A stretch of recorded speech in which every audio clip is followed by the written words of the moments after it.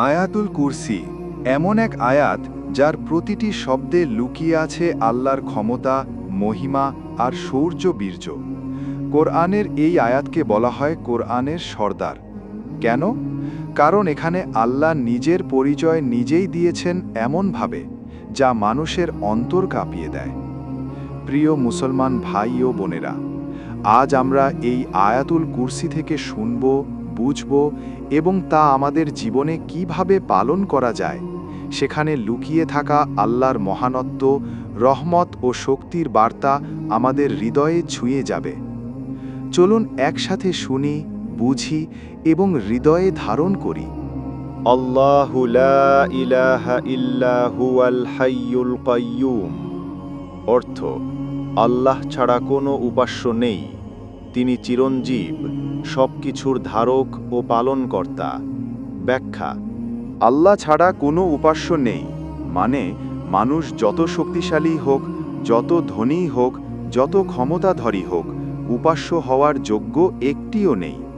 উপাসনা, সাহায্য, আশা সব কিছুর কেন্দ্র আল্লাহ একাই। তিনি এক, অদ্বিতীয়, অনন্য। লা তাখুযুহু সিনাতুন ওয়ালা নি'মাহ। তাকে তন্দ্রা স্পর্শ করতে পারে না এবং নিদ্রাও নয়। ব্যাখ্যা: তিনি চিরঞ্জীব, জীবিত, তিনি সব কিছুর ধারক ও পালনকর্তা।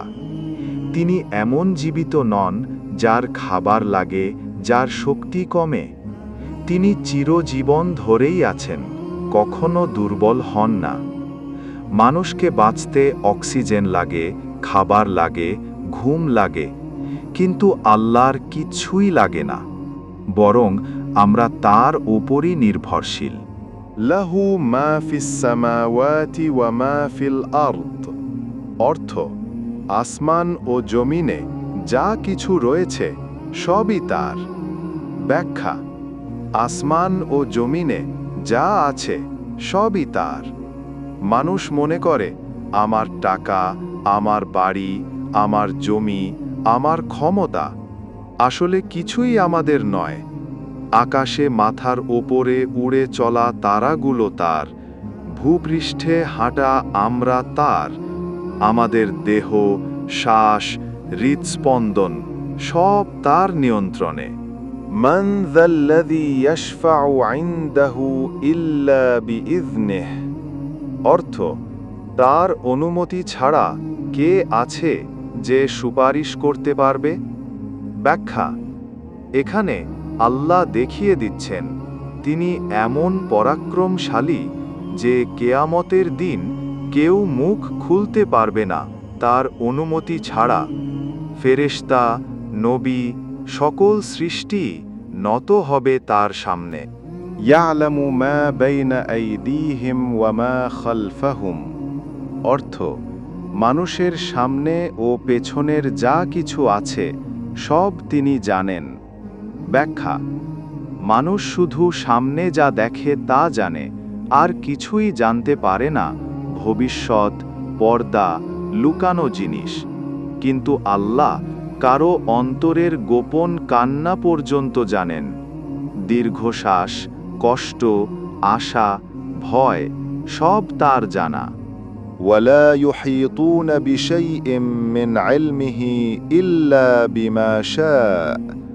অর্থ, তার জ্ঞান থেকে তারা কিছুই আয়ত্ত করতে পারে না, শুধু যতটুকু তিনি ইচ্ছা করেন। ব্যাখ্যা: আমরা যত বিজ্ঞানী শিখি, যত দূরেই যাই, আল্লাহর জ্ঞানের সামনে সবই শূন্য। তিনি চাইলে আমাদেরকে কিছু দান করেন, না চাইলে কিছুই জানার ক্ষমতা নেই।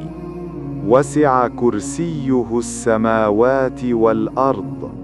অর্থ, তার কুরসি, সিংহাসন সমস্ত আসমান ও জমিনকে পরিবেষ্টিত করে আছে।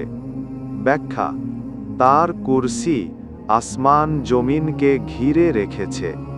এখানে কুরসি মানে আল্লাহর ক্ষমতা, কর্তৃত্ব, শাসন ব্যবস্থা, এমন বিশালতা যে পুরো মহাবিশ্ব তার নিয়ন্ত্রণে, যেখানে কোটি কোটি গ্যালাক্সি, নক্ষত্র, গ্রহ সেগুলো তার কুরসির সামনে এক বিন্দুরও সমান নয়।